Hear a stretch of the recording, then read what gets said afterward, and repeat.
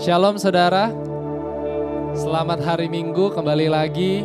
Dimanapun saudara berada, ibadah ini menghampiri saudara, di handphone saudara, di laptop saudara, di TV saudara, di komputer saudara, dimanapun saudara berada. Karena kita percaya kalau kuasa Tuhan, hadirat Tuhan tidak terbatas oleh ruang dan waktu. Sekarang kita sudah memasuki bulan yang baru, bulan Mei. Ini awal bulan, saya juga ingin mengingatkan kepada saudara, kita akan melakukan perjamuan kudus. Karena itu saudara boleh siapkan roti atau crackers atau apapun yang untuk melambangkan tubuh Kristus, dan minuman apapun, sirup atau air putih sekalipun tidak apa-apa untuk melambangkan darah Kristus, karena kita ingin mengingat pekerjaan Tuhan yang sempurna di kayu salib. Dan untuk bulan ini kita ingin belajar lebih dalam tentang Roh Kudus sebagai penolong kita. Karena itu saya mau mengajak kita membuka satu ayat, di ayatnya Yohanes 14 ayat yang ke-16 dan 17. Yohanes 14 ayat 16 dan 17, demikianlah firman Tuhan. Aku akan minta kepada Bapa, dan ia akan memberikan kepadamu seorang penolong yang lain, supaya ia menyertai kamu selama-lamanya, yaitu Roh kebenaran. Dunia tidak dapat menerima dia, sebab dunia tidak melihat dia dan tidak mengenal dia. Tetapi kamu mengenal dia, sebab ia menyertai kamu dan akan diam di dalam kamu. Amin saudara.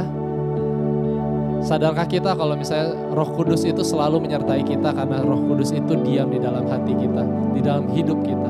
Mungkin kondisi kita sekarang berbagai macam, ada yang dalam kesulitan, ada yang rasanya bebannya berkurang justru karena work from home, lebih santai.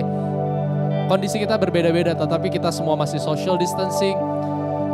Sadarkah apapun kondisi kita, ada satu sosok yang selalu menyertai kita, yaitu Roh Kudus yang tidak pernah meninggalkan kita. Karena itu mari kita siapkan hati dan pikiran kita, mari kita berdoa.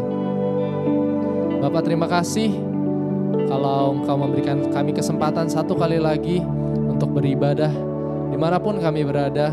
Tapi Engkau berikan kami karunia untuk memanfaatkan teknologi yang ada, memanfaatkan ketersediaan yang telah Kau siapkan untuk kami supaya kami bisa tetap beribadah. Terima kasih Bapak, kami mau undang hadirat-Mu ya Bapak di ruang tamu kami, di kamar kami, di ranjang kami, dimanapun kami berada, kami mau undang hadirat-Mu supaya hadirat-Mu saja yang memenuhi sesi ini, sesi ibadah kami, sesi di mana kami bertemu muka dengan Engkau. Terima kasih Bapak, kami mau serahkan semuanya hanya ke dalam tangan-Mu.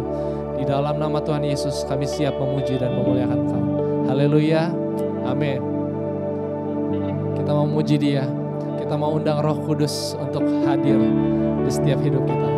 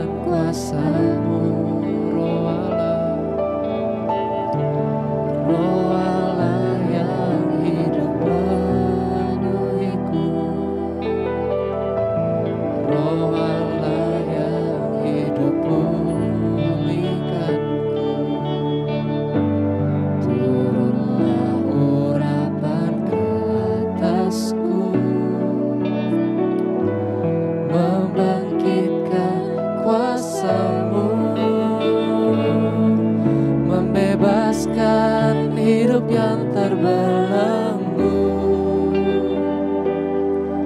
memulihkan hati mereka yang terluka, serta mencelihkan mata yang buta. Jadikan hidupku alatmu, dipenuhi urapan baru, menyatakan kebesaran kuasa-Mu, membebaskan hidup yang terbelenggu, memulihkan hati mereka yang terluka, serta mencelihkan mata yang buta. Jadikan hidupku alatmu, dipenuhi urapan baru, menyatakan kebesaran kuasa, membebaskan hidup yang terbelenggu, membebaskan hidup yang terbelenggu, memulihkan hati mereka yang terluka, serta mencelihkan mata yang buta. Jadikan hidupku alatmu, dipenuhi urapan baru, menyatakan kebesaran kuasa-Mu. Jadikan hidupku alatmu, dipenuhi urapan baru, menyatakan kebesaran kuasa-Mu.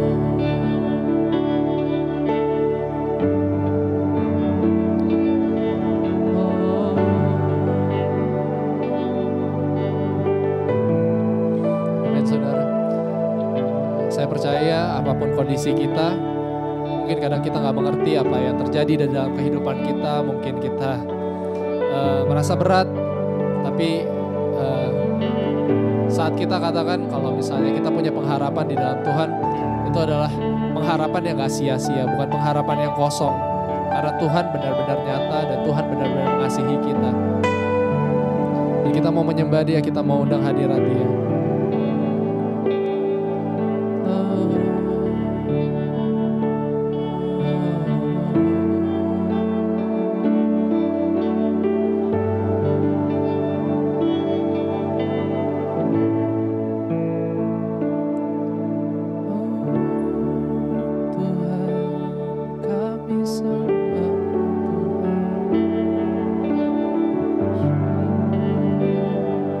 Sama-sama katakan, ajarku mengerti, ajarku mengerti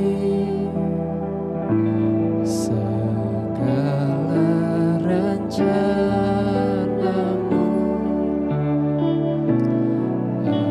ajarku berserah hanya padamu.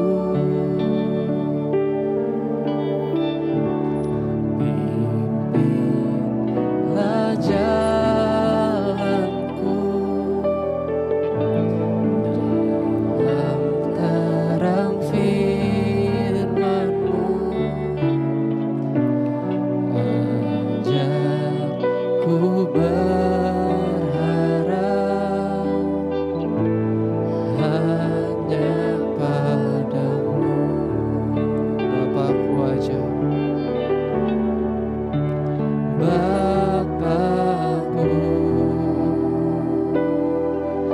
ajar segala rancangan-Mu, Tuhanku, heran perbuatan-Mu. Engkau sanggup mengadakan segala yang ku perlukan.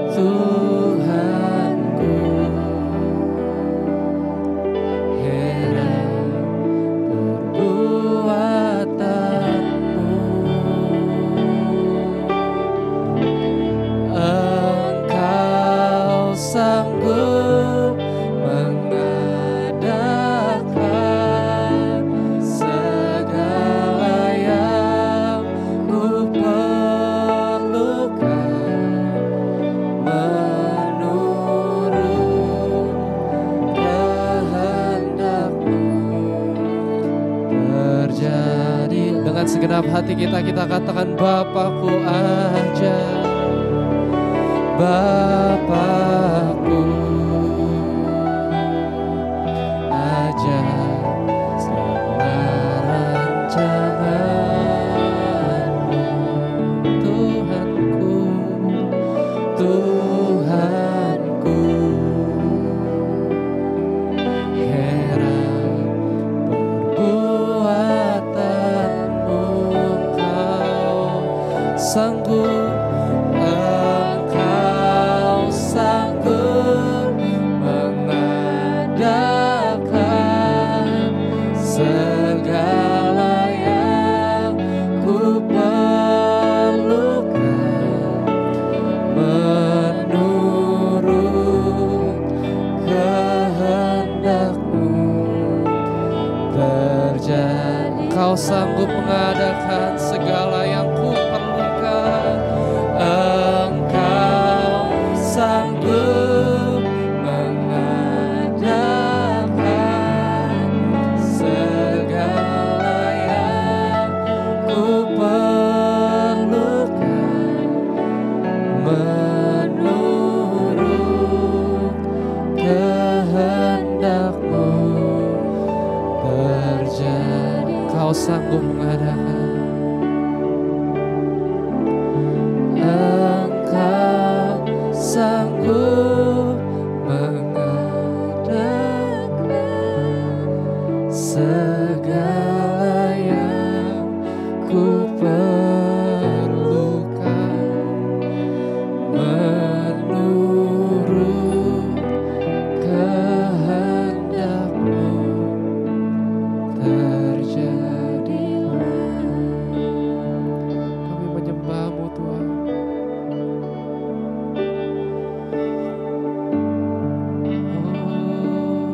Kami sembah-Mu Tuhan. We declare Lord bahwa menurut kehendak-Mu terjadilah dalam kehidupan kami, dalam kondisi apapun ya Bapa. Menurut kehendak-Mu terjadilah Bapa. Biarlah Roh Kudus yang memberikan kami ketenangan, biarlah Roh Kudus yang memberikan kami penghiburan, biarlah Roh Kudus yang memberikan kami pertolongan ya Bapa. Terima kasih Bapa.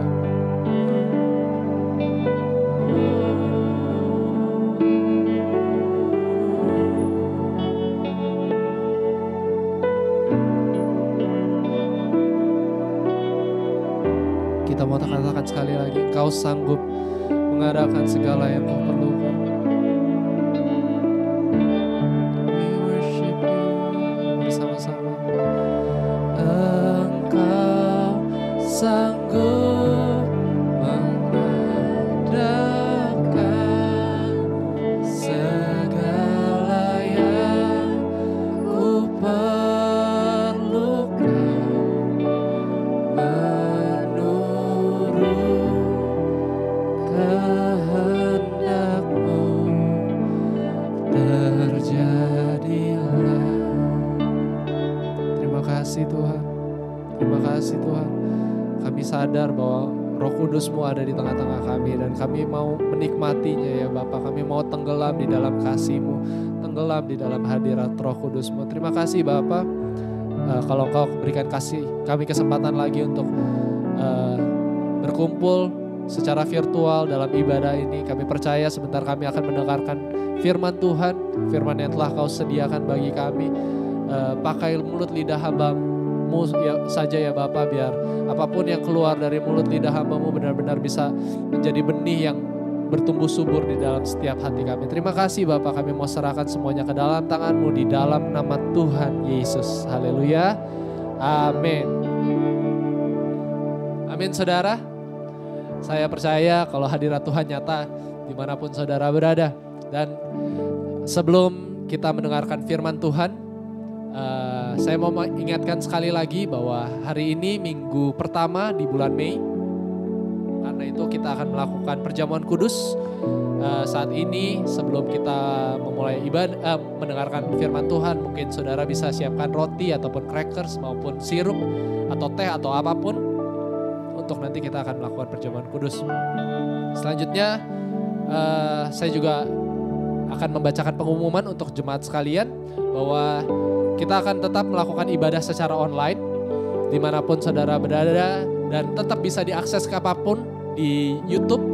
Karena itu mungkin gak cuma sekadar kita nonton, tapi kita juga bisa share ke saudara-saudara kita, ke keluarga kita yang kita percaya ini bisa memberkati sesama anak Tuhan dimanapun mereka berada. Dan kita juga tetap mau berdoa untuk kondisi kita saat ini di tengah-tengah darurat COVID-19. Kita percaya bahwa Tuhan punya rencana yang indah di setiap kondisi kehidupan kita, dan salah satunya di dalam kondisi darurat COVID ini, biarlah Tuhan yang beracara, biarlah Tuhan yang memberikan hikmat untuk semua stakeholder yang ambil bagian, pemerintah khususnya, dan terutama gereja-gereja dimanapun gereja berada. Biarlah Tuhan yang berikan penyertaan, berikan kecukupan untuk setiap rumah Tuhan dimanapun rumah Tuhan berada. Dan kita juga mau ambil bagian untuk tetap social distancing, stay at home untuk yang bisa untuk tetap di rumah. Sebisa mungkin tidak keluar rumah, dan kalaupun harus keluar rumah kita melakukan anjuran-anjuran yang berlaku untuk memakai masker selalu, mengikuti aturan PSBB secara teratur gitu. Dan kita percaya sebentar ini pun akan berakhir. Dan terakhir untuk jemaat Tuhan yang ingin memberikan persembahan ataupun persembahan persepuluhan juga bisa dicantumkan, ditransfer ke rekening yang dicantumkan di bawah ini.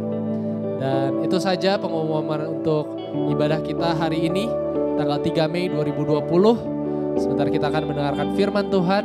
Shalom, Tuhan Yesus memberkati. Salam saudara-saudaraku yang kasih Tuhan Yesus Kristus, saudara jemaat GPC Raden Saleh, juga jemaat Tuhan dimanapun saudara berada. Hari ini kita akan mendengarkan firman Tuhan. Kita sudah memasuki bulan yang baru, bulan Mei, minggu yang pertama. Dan oleh karena itu kita juga nanti akan bersama-sama melakukan perjamuan kudus. Untuk itu saudaraku yang kasih Tuhan Yesus Kristus, mari kita buka Alkitab kita. Diambil dari kitab Injil Yohanes pasal yang ke-14, ayat yang ke-16 sampai 17. Kemudian kita lompat ke ayat 25 sampai 26. Injil Yohanes pasal yang ke-14, mulai ayat yang ke-16, 17, lalu kita lompat ke 25, 26. Demikianlah firman Tuhan. Aku akan meminta kepada Bapa, dan Ia akan memberikan kepadamu seorang penolong yang lain, supaya Ia menyertai kamu selama-lamanya, yaitu Roh kebenaran. Dunia tidak dapat menerima Dia, sebab dunia tidak melihat Dia dan tidak mengenal Dia. Tetapi kamu mengenal Dia, sebab Ia menyertai kamu dan akan diam di dalam kamu. Ayat yang ke-25 dan 26. Semuanya itu kukatakan kepadamu selagi aku berada bersama-sama dengan kamu. Tetapi penghibur, yaitu Roh Kudus, yang akan diutus oleh Bapa dalam namaku, Dialah yang akan mengajarkan segala sesuatu kepadamu dan akan mengingatkan kamu akan semua yang telah kukatakan kepadamu. Amin. Berbahagialah orang yang mendengarkan firman Tuhan dan yang melakukannya. Saudara-saudaraku yang dikasihi Tuhan Yesus Kristus, tema khotbah kita pada bulan Mei ini adalah Roh Kudus, penolong yang sejati. Berkenaan dengan firman Tuhan yang saya bacakan, saya mengambil tema pada hari ini adalah Roh Kudus adalah penolong yang dijanjikan Yesus Kristus. Dalam pembacaan nats yang sudah kita baca saudaraku, kita melihat bahwa Yesus sebelum Dia disalibkan, mati, bangkit dari kematian, naik ke surga dan duduk di sebelah kanan Allah Bapa, Dia telah menjanjikan bahwa Dia akan meminta kepada Bapa untuk mengutus Roh Kudus yang akan menyertai umatnya. Untuk apa? Untuk melanjutkan atau mengerjakan pekerjaan yang Yesus sudah kerjakan di muka bumi ini, yaitu karya keselamatan itu. Nah, berkenaan dengan pembacaan firman Tuhan hari ini, saudaraku, saya mau menyampaikan 3 hal yang terambil dari nats yang kita baca itu. Yang pertama, kita lihat ayat yang ke-16. Di situ dikatakan dalam ayat yang ke-16 bahwa di situ, mari kita baca, saya ulangi ayat yang ke-16, di situ dikatakan, saudaraku, aku akan meminta kepada Bapa dan Ia akan memberikan kepadamu seorang penolong yang lain. Apa itu? Yaitu Roh Kudus. Nanti kita lihat ayat-ayat berikutnya. Jadi poin yang pertama, saudaraku, bahwa Yesus menjanjikan bahwa Dia akan meminta kepada Bapa supaya Allah Bapa itu mengutus Roh Kudus-Nya sebagai penolong hidup saudara dan saya. Nah, jika Tuhan sudah menjelaskan bahwa Roh Kudus yang akan menolong kita dalam hidup ini, maka perlu kita percaya, menerimanya dan mengalaminya, saudaraku. Pertanyaan yang mendasar adalah bagaimana cara Roh Kudus menolong hidup saudara dan saya. Alkitab menjawabnya bahwa Roh Kudus itu yang adalah penolong itu akan memimpin hidup saudara dan saya masuk kepada seluruh kebenaran. Mari kita baca ayatnya dalam Yohanes pasal 16 ayatnya ke-13. Yohanes 16 ayat yang ke-13, di situ dikatakan, saudaraku, Yesus berkata kembali, tetapi apabila Ia datang, yaitu Roh kebenaran yang tadi sudah dibicarakan di dalam pasal yang ke-14, yaitu penolong, yaitu Roh Kudus itu. Apabila Ia datang, yaitu Roh Kudus, Ia akan memimpin kamu ke dalam seluruh kebenaran. Saudara lihat, Roh Kudus penolong itu yang dijanjikan akan memimpin saudara dan saya kepada seluruh kebenaran. Jadi saudaraku, mari biarkan Roh Kudus yang memimpin hidup saudara. Bukan pikiran saudara yang sangat terbatas ini. Bukan teori-teori filsafat dunia ini. Tetapi Roh Kudus yang akan memimpin saudara. Nanti akan kita lihat selanjutnya bagaimana Roh Kudus itu memimpin saudara, mengajari saudara lewat kebenaran firman Tuhan. Alkitab berjanji, saudaraku, jika kita mau dipimpin oleh Roh Kudus, maka kita akan hidup. Dan jika kita tidak mau dipimpin Roh Kudus, kita akan mati. Itu firman Tuhan. Mari kita baca Roma 8 ayat 13. Dalam kitab Roma 8 ayat 13, saudaraku,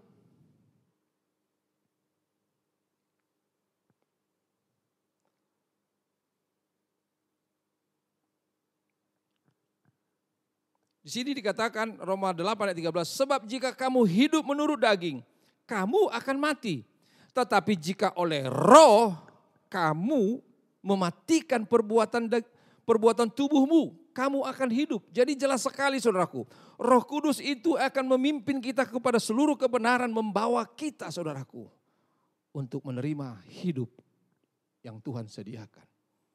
Tapi kalau saudara tidak mengikutinya, maka keinginan daging ini yang akan membuat saudara mati di dalam kekekalan, saudaraku. Itulah sebabnya, saudaraku, ini kasih Tuhan Yesus Kristus, Roh Kudus penolong itu akan memimpin kita ke dalam seluruh kebenaran. Saudara lihat bagaimana hidup murid-murid mula-mula itu. Sebelum mereka menerima Roh Kudus, sebelum mereka dipenuhi dengan Roh Kudus, lihat Saya akan memberikan beberapa contoh, saudaraku. Petrus 3 kali menyangkali Yesus. Kenapa? Karena takut ditangkap. Bayangkan. 3 kali dia menyangkali Yesus, mengatakan aku tidak kenal dia. Sakit harusnya perasaan Yesus, saudaraku. Tapi itulah bedanya. Nanti kita akan masuk bagaimana setelah mereka dipenuhi dengan Roh Kudus itu. Berbeda sekali. Kemudian berikutnya kita lihat. Murid-murid Yesus itu sangat berharap, saudaraku, agar Yesus menjadi pemimpin pemerintahan Israel pada waktu itu. Dengan harapan mereka bisa menjadi pejabatnya. Itu kata Alkitab, artinya mereka masih berpikir secara daging, secara duniawi. Belum paham, belum mengetahui Yesus datang ke dunia ini untuk apa. Mari kita lihat, saya akan bacakan itu saudaraku. Di dalam Lukas pasal yang ke-24 ayat 21. Kemudian kisah para rasul nanti kita lihat. Mari kita lihat dulu Lukas pasal 24 ayat 21.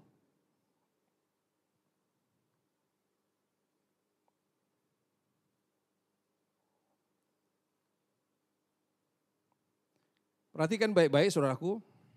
Ini perjalanan, ya, Yesus menampakkan diri dalam perjalanan ke Emmaus itu. Ayat 21 situ dikatakan, perhatikan. Padahal kami dahulu mengharapkan bahwa dialah yang datang untuk membebaskan bangsa Israel.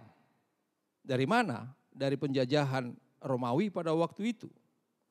Tetapi sementara itu telah lewat 3 hari sejak semuanya itu terjadi. Saudaraku perhatikan. Mereka berharap Yesus menjadi pemimpin pemerintahan Israel. Bukan sebagai penyelamat dunia. Lalu kisah para rasul pasal 1. Saudara perhatikan saudaraku. Ayat yang ke-6 dan 7 itu perhatikan saudaraku. Maka bertanyalah mereka yang berkumpul di situ. Ini sebelum Yesus naik ke surga. Tuhan, maukah engkau pada masa ini memulihkan kerajaan bagi Israel? Jawabnya, engkau tidak perlu mengetahui masa dan waktu yang ditetapkan Bapa sendiri menurut kuasanya. Saudara perhatikan, murid-murid itu masih lagi berpikir supaya Yesus mengambil alih pemerintahan bangsa Israel, membebaskan dari penjajahan duniawi. Padahal Yesus datang ke dunia untuk melepaskan manusia dari kuasa dosa itu. Mereka belum paham itu. Tapi lihat saudaraku, apa yang terjadi setelah mereka dipenuhi dengan Roh Kudus. Apa yang terjadi saudaraku? Di dalam kisah para rasul, pasal yang kedua, ayat yang keempat, murid-murid itu dipenuhi dengan Roh Kudus. Dan sejak itu saudara boleh baca kisah para rasul. Perubahan yang besar terjadi. Roh Kudus memimpin hidup mereka. Tidak lagi mereka berpikir soal-soal duniawi. Tapi mereka terus melanjutkan apa yang sudah Yesus ajarkan. Memberitakan Injil kerajaan Allah itu agar semua orang boleh diselamatkan, saudaraku. Murid-murid Yesus dengan semangat yang tinggi terus memberitakan kabar keselamatan di dalam Yesus. Walaupun mereka mendapat penolakan dan aniaya dari masyarakat dan pemerintahan saat itu. Kalau saudara mau lebih dalam lagi, baca dalam kisah para rasul bagaimana hidup para rasul, murid-murid pada waktu itu mengalami perubahan yang besar. Itulah saudaraku, Roh Kudus sebagai penolong. Yang kedua, Roh Kudus sebagai penolong itu saudaraku, di situ dikatakan di dalam Yohanes ayat yang 26 di situ dikatakan, pasal 14 itu, Roh Kudus akan mengajari kita akan segala sesuatu. Ayat 26, perhatikan saudaraku. Jadi Roh Kudus sebagai penolong itu, poin yang pertama itu saudaraku, akan mengajari hidup saudara. Mengajari kita, membimbing kita. Nah, saya melihat ada 4 contoh dalam Alkitab bagaimana Roh Kudus menolong orang-orang percaya itu. Yang pertama di dalam Markus pasal 13 ayat yang ke-11. Di situ dikatakan Roh Kudus akan membantu kita untuk berkata-kata. Lihat, Roh Kudus yang akan memberikan hikmat bagi saudara untuk berkata-kata. Jadi kalau Roh Kudus yang sudah memimpin saudara, kata-kata saudara akan menjadi berkat bagi banyak orang. Saudara tidak perlu takut dengan aniaya dan sebagainya. Kemudian di dalam Kisah Para Rasul pasal 15 ayat 25 dan 28 saudara baca di situ bahwa Roh Kudus membantu kita untuk mengambil keputusan. Saya ajak membaca saudaraku, kita lihat Kisah Para Rasul 15 ayat 25 sampai 28. Saya akan bacakan ini.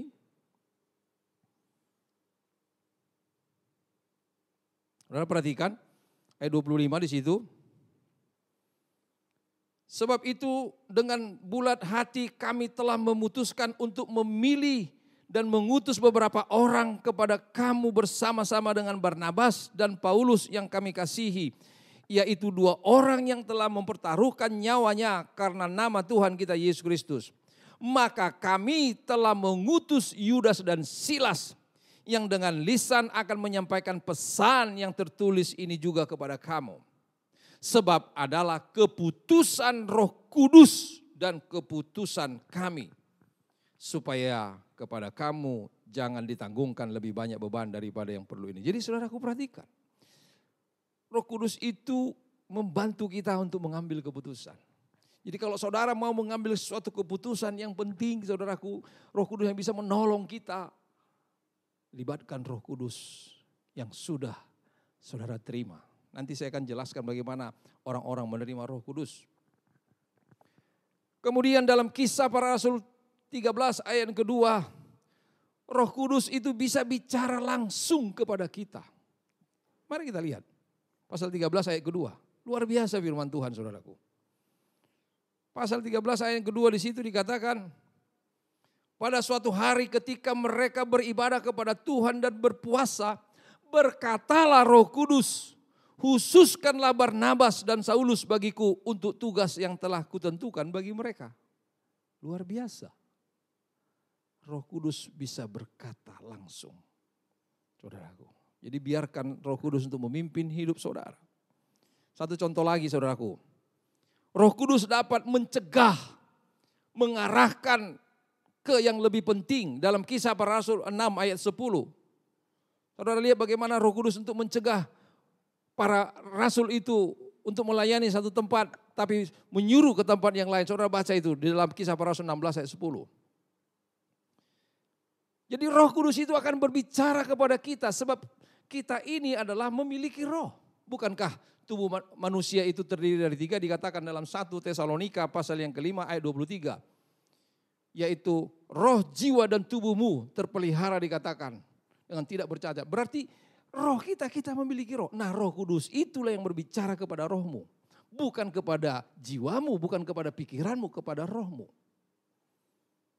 Nah Roh Kudus itu saudaraku akan berbicara kepada kita lewat roh yang Tuhan sudah embuskan kepada umat ciptaannya saudara dan saya. Itu hal yang pertama. Jadi poin yang pertama dari tema kita Roh Kudus adalah penolong yang dijanjikan Tuhan adalah Roh Kudus adalah penolong hidup kita. Yang kedua, saudaraku. Yang kedua adalah Roh Kudus akan menyertai kita selama-lamanya. Kembali ke dalam pasal 14 ayat 16. Di situ dikatakan firman Tuhan. Pasal 14 ayat yang ke-16 itu di situ dikatakan saudaraku. Ayat 16 perhatikan. Aku akan meminta kepada Bapa dan ia akan memberikan kepadamu seorang penolong yang lain. Supaya ia menyertai kamu. Kapan? Selama-lamanya. Jadi bahwa Roh Kudus akan menyertai saudara dan saya selama-lamanya. Nah pertanyaannya saudaraku. Bagaimana cara Roh Kudus menyertai kita? Dia tidak mungkin menyertai kita kalau dia tidak bersama dengan kita. Nah, Hal yang pertama saudaraku, bahwa Roh Kudus akan tinggal di dalam hidup setiap orang yang menerima Yesus sebagai Tuhan dan Juru Selamat. 1 Korintus pasal 12 ayat ketiga. Saudara perhatikan, saya akan bacakan. 1 Korintus pasal 12 ayat ketiga. Karena itu aku mau meyakinkan kamu bahwa tidak ada seorang pun yang berkata-kata oleh Roh Allah dapat berkata, terkutuklah Yesus. Dan tidak ada seorang pun yang dapat mengaku Yesus adalah Tuhan selain oleh Roh Kudus. Jadi saudaraku, ketika saudara percaya, ketika saudara menerima Yesus adalah Tuhan, maka Roh Kudus akan tinggal berdiam dalam hidupmu. Itu jelas sekali saudaraku. Bahkan kalau saudara baca dalam Efesus pasal 1 ayat 13, di situ dikatakan ketika kita menjadi percaya kepada Yesus, maka kita dimateraikan oleh Roh Kudus. Saudara tahu dimateraikan? Disahkan. Jadi materai itu sah, valid saudaraku.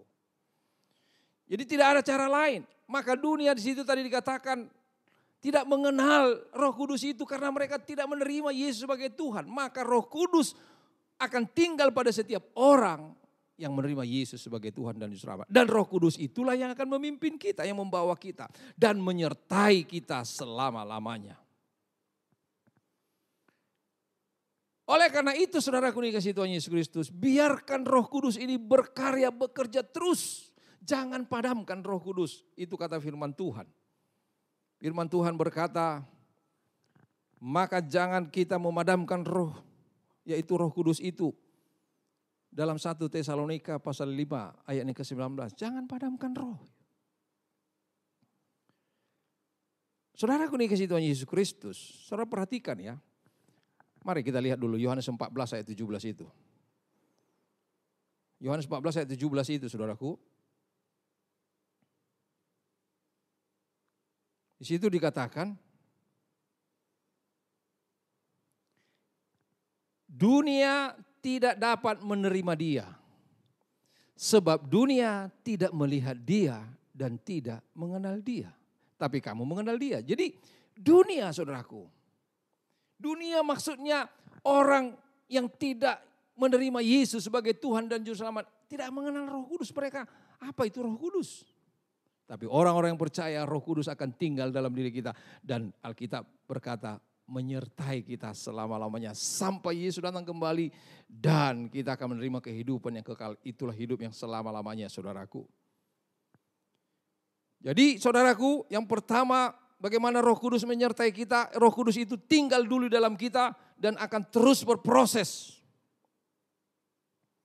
Nah mari kita lihat setelah Roh Kudus dalam hidup kita, maka Roh Kudus itu akan memperbaharui hidup kita. Mari kita baca dalam Titus pasal 3 ayat 5 dan yang ke-6.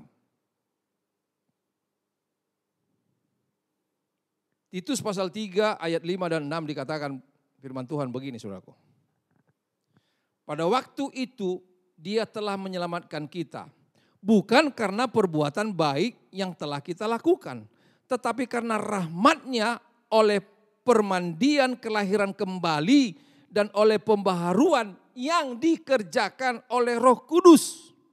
Yang sudah dilimpahkannya kepada kita oleh Yesus Kristus Juru Selamat kita. Jadi saudaraku, Roh Kudus itulah yang akan memperbarui hidup kita. Yang telah dimateraikan itu, yang telah tinggal dalam kita itu, Roh Kuduslah akan memperbarui hidup saudara. Itulah cara kerja Roh Kudus saudaraku. Jadi kita akan diperbaharui. Ketika kita sudah menerima Yesus, maka Roh Kudus tinggal di dalam kita, maka kita menjadi ciptaan yang baru, yang lama sudah berlalu. Itu dikatakan firman Tuhan dalam 2 Korintus pasal 5 ayat 17. Siapa yang ada dalam Yesus adalah ciptaan yang baru, yang lama sudah berlalu. Saudaraku. Saudara ingat bagaimana Yesus ketika berbicara kepada seorang ahli, ya, ahli Taurat, orang Farisi. Di situ dikatakan dia pemimpin loh. Yaitu Nikodemus bahwa Yesus sedang berbicara kepada dia. Di situ Yesus berbicara supaya dia lahir baru, saudaraku. Itulah sebabnya saudara-saudaraku yang dikasihi Tuhan Yesus Kristus, Roh Kudus itu akan memproses saudara, memperbarui hidup saudara. Nah, setelah hidup kita diperbarui, saudaraku, apa yang terjadi? Maka kita perlu membangun kehidupan rohani saudara. Bangun terus jaga itu, saudaraku.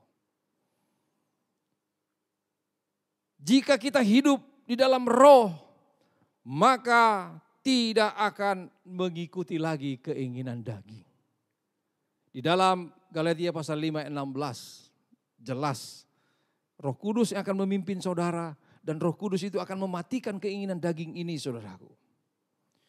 Lewat hidup yang dipimpin Roh Kudus, kita akan mampu mematikan perbuatan daging. Itu dikatakan tadi sudah kita baca Roma 8 ayat 13. Jadi keinginan-keinginan daging ini lama harus kita proses mati, saudaraku.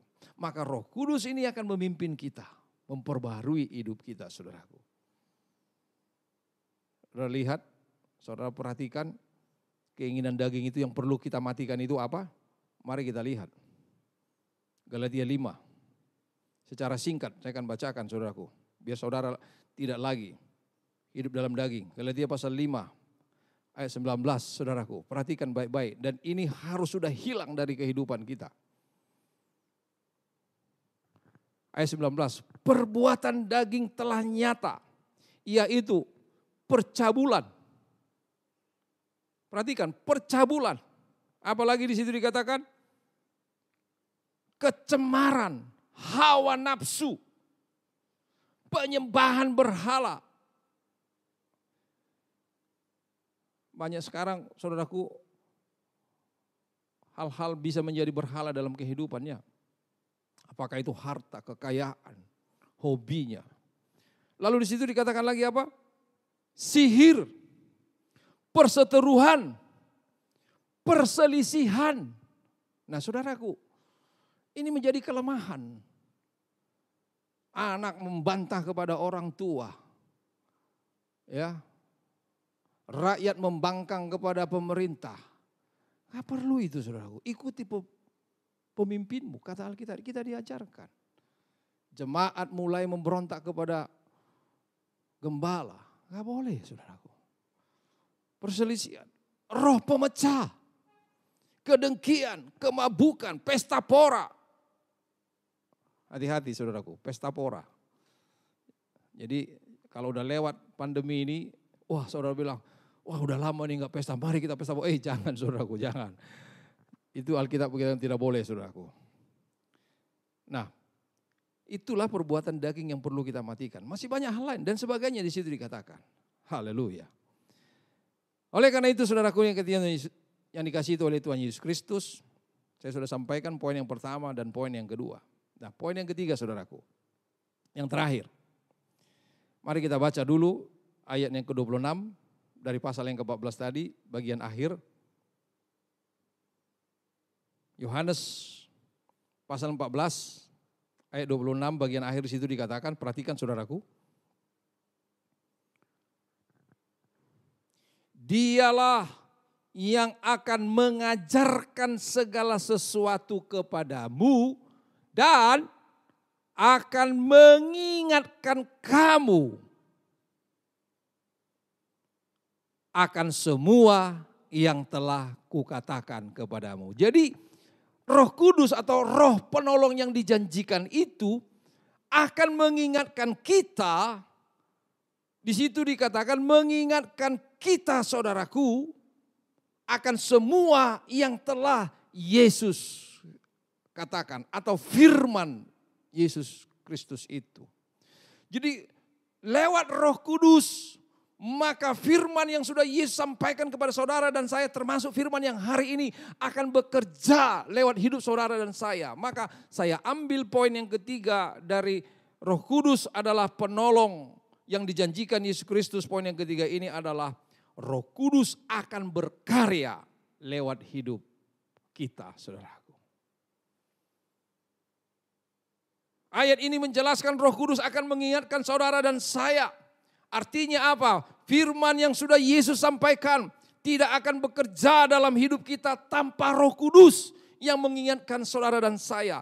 Jadi firman ini akan bekerja, saudaraku, lewat Roh Kudus itu.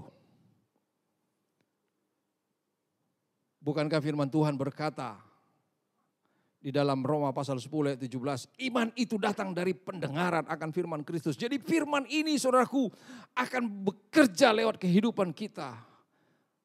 Lewat Roh Kudus yang menggerakkan kita, saudara. Jadi Roh Kudus akan berkarya lewat kehidupan saudara dan saya. Nah, saya mau, saudaraku, mari kita lihat ada banyak memang firman Yesus yang disampaikan. Tapi saya hari ini dengan ibadah yang singkat ini, saudaraku, yang waktu yang terbatas ini, antara lain ada 3 hal penting firman Yesus Kristus yang perlu saudara kerjakan dan saya kerjakan. Apa itu, saudaraku? Kita lihat. Yang pertama, di dalam Matius pasal 24 ayat yang ke-14. Matius pasal 24 ayat yang ke-14.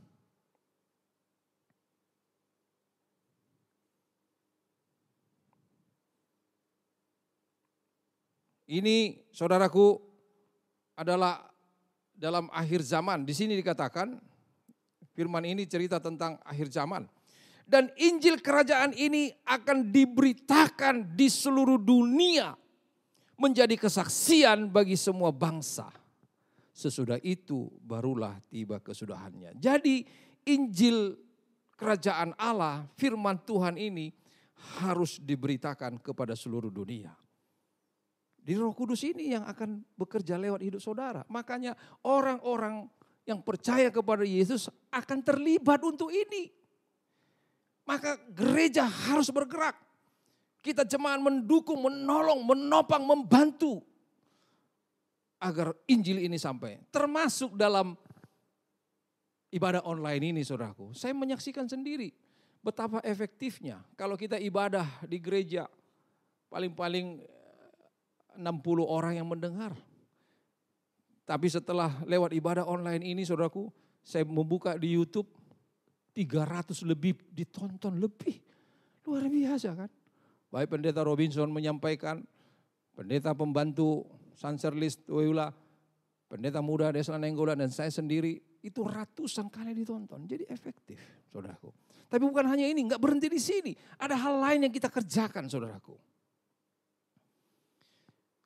Yesus sendiri dalam masa hidupnya, saudaraku, dalam Lukas pasal 4 ayat 43 saudara baca nanti, bahwa Yesus sendiri pun berkeliling memberitakan Injil kerajaan Allah. Yesus dalam hidupnya terus berkeliling memberitakan Injil itu, saudaraku.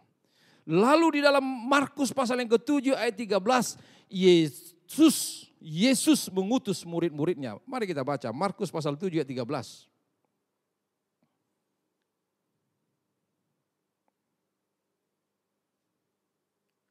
Pasal 7 ayat 13 di situ dikatakan, saudaraku. Dengan demikian firman Allah kamu nyatakan. Oh bukan. Jadi di situ dikatakan bahwa Yesus mengutus murid-muridnya di dalam kitab Matius, Lukas juga di situ ketika Yesus mengutus murid-muridnya, saudaraku. Bahwa Yesus mengutus murid-muridnya untuk memberitakan Injil, saudaraku. Nah yang kedua, apa firman Yesus, saudaraku, yang perlu kita kerjakan? Yang kedua adalah, saya akan bacakan Matius pasal 28 ayat 20. Matius pasal 28 ayat 20.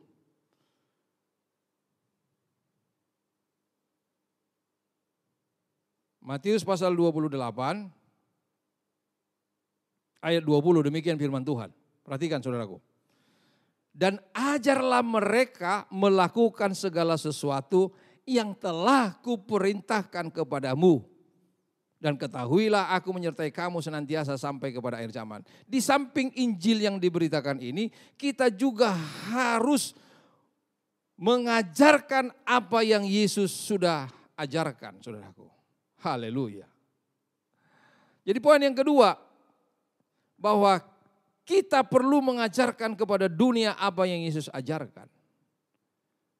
Apa sih pengajaran Yesus yang sangat populer, saudaraku? Yang tidak dimiliki oleh pengajaran-pengajaran yang lain. Yaitu Yesus menekankan tentang kasih. Hukum Taurat mengatakan mata ganti mata, gigi ganti gigi. Tapi Yesus mengajarkan kasih. Mengasihi. Saudaraku, bahkan musuh pun harus dikasihi. Jadi orang-orang yang percaya Yesus, maka hidupnya harus mengalirkan kasih itu, saudaraku. Jadi mengajarkan itu bukan dengan teori, mengajarkan yang paling efektif adalah, saudaraku, dengan praktek. Maka setiap orang-orang anak Tuhan, dengar saya, kita harus bisa mengejawantahkan kasih yang sesungguhnya itu lewat sikap dan perbuatan kita. Sekaranglah saatnya, saudaraku, kasih itu bisa kita sebarkan, kita bisa bagi. Supaya dunia mengenal bahwa Yesus adalah Tuhan dan Juru Selamat. Lalu mereka akan menerima Roh Kudus dan Roh Kudus akan memperbarui hidup mereka. Dan Roh Kudus akan membawa mereka untuk berkarya, saudaraku. Itu pengajaran. Yang terakhir, saudaraku. Karena kita nanti akan melakukan perjamuan kudus. Yang terakhir, sebelum Yesus naik ke surga, apa yang Yesus kerjakan? Mari kita baca dalam Kisah Para Rasul pasal 1 ayat keempat. Kisah Para Rasul 1 ayat yang keempat, di situ dikatakan, perhatikan saudaraku. Pada suatu hari ketika ia makan bersama-sama dengan mereka, ia melarang mereka meninggalkan Yerusalem dan menyuruh mereka tinggal di situ menantikan janji Bapa yang demikian katanya. Telah kamu dengar daripadaku. Saya akan bacakan mulai ayat 3. Mulai ayat 3 saya akan bacakan. Kisah Para Rasul 1. Kepada mereka ia menunjukkan dirinya setelah penderitaannya selesai. Dan dengan banyak tanda ia membuktikan bahwa ia hidup. Sebab selama 40 hari ia berulang-ulang menampakkan diri dan berbicara kepada mereka tentang kerajaan Allah. Ini poinnya, saudaraku. Jadi Yesus sebelum naik ke surga 40 hari setelah kebangkitan itu, dia terus memberitakan tentang kerajaan Allah. Nah, ini yang harus kita kerjakan juga. Saudaraku dikasihi Tuhan Yesus Kristus, Yesus pernah mengajar murid-muridnya untuk berdoa. Saya ambil penggalannya di dalam Matius pasal yang ke-6 ayat yang ke-10. Di situ dikatakan ajaran Yesus tentang berdoa. Datanglah kerajaanmu, jadilah kehendakmu di bumi seperti di sorga. Jadi kerajaan Allah itu kita minta datang hadir di muka bumi ini. Mari saudaraku, inilah yang harus kita kerjakan. Kita datangkan kerajaan Allah di muka bumi ini, di negara kita yang kita cintai ini, di dekat di lingkungan kita. Kerajaan Allah itu kita hadirkan. Ini yang harus kita kerjakan, saudaraku. Lewat Roh Kudus yang akan mengingatkan itu. Yesus pernah berkata di dalam Matius pasal 12 ayat 48. Ketika Yesus mengusir setan, dia berkata kerajaan Allah sudah datang kepadamu. Lalu firman Tuhan juga berkata bahwa kerajaan Allah itu bukan soal kebutuhan jasmani, melainkan soal kebenaran, soal damai sejahtera, sukacita. Di dalam Roma pasal yang ke-14 ayat ke-17. Saudaraku dikasihi Tuhan Yesus Kristus, 3 hal ini Roh Kudus akan berkarya lewat hidup kita. Akan memimpin saudara, membawa kita. Jadi Roh Kudus itu yang sudah tinggal dalam kita akan membawa saudara untuk berkarya. Apa itu? Memberitakan Injil sampai ke seluruh dunia, mengajarkan apa yang Yesus ajarkan, khususnya tentang kasih itu. Lalu kita sama-sama menghadirkan kerajaan Allah. Biarlah firman Tuhan ini boleh memberkati kita semua, saudaraku. Saya yakin dan percaya dan kita boleh dikuatkan karena sebentar juga kita akan melakukan perjamuan kudus, saudaraku. Saudara persiapkan anggur dan roti itu, saudaraku. Kita akan masuk dulu dalam doa, nanti kita akan masuk dalam perjamuan kudus. Setiap kita melakukan perjamuan kudus, kita akan mengingat penderitaan Yesus Kristus, saudaraku. Mari kita berdoa. Haleluya.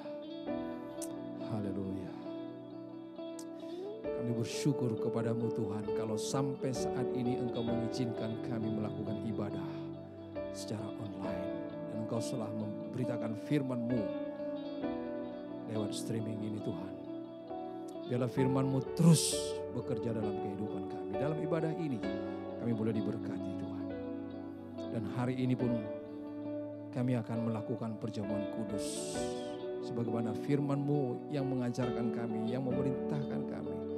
Agar kami melakukan perjamuan kudus, memakan roti dan meminum anggur yang melambangkan tubuh dan darah Yesus. Mengingat penderitaan-Mu Tuhan Yesus.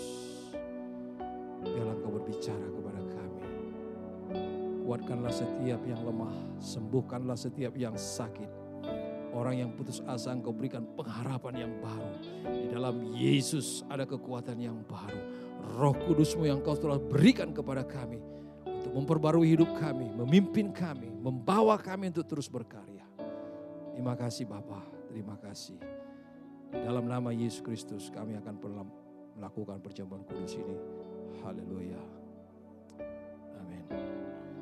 Persiapkan saudara, roti dan anggur saudara. Saya akan membacakan firman Tuhan yang terambil dari 1 Korintus pasal yang ke-11, mulai ayat yang ke-23. Saudaraku, mari kita memegang roti dan kita angkat melebihi atas kepala kita. Saya akan membacakan firman Tuhan dan sebelum saya akan berikan aba-aba, nanti kita akan memakan bersama-sama. Demikianlah firman Tuhan. Sebab apa yang telah kuteruskan kepadamu telah aku terima dari Tuhan, yaitu bahwa Tuhan Yesus pada malam waktu ia diserahkan mengambil roti dan sesudah itu ia mengucap syukur atasnya. Ia memecah-mecahkannya dan berkata, inilah tubuhku yang diserahkan bagi kamu. Perbuatlah ini menjadi peringatan akan aku.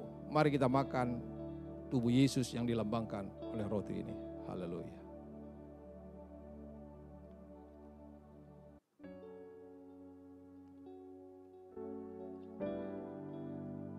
Haleluya. Haleluya. Kemudian peganglah cawan ini yang berisi anggur saudaraku. Angkatlah melebihi atas kepalamu dan dengarkanlah firman Tuhan. Demikian juga ia mengambil cawan sesudah makan. Lalu berkata, cawan ini adalah perjanjian baru yang dimeteraikan oleh darahku. Perbuatlah ini setiap kali kamu meminumnya menjadi peringatan akan aku. Mari kita meminum darah Yesus yang dilambangkan oleh anggur ini. Haleluya. Haleluya. Mari saudara, kita berdoa.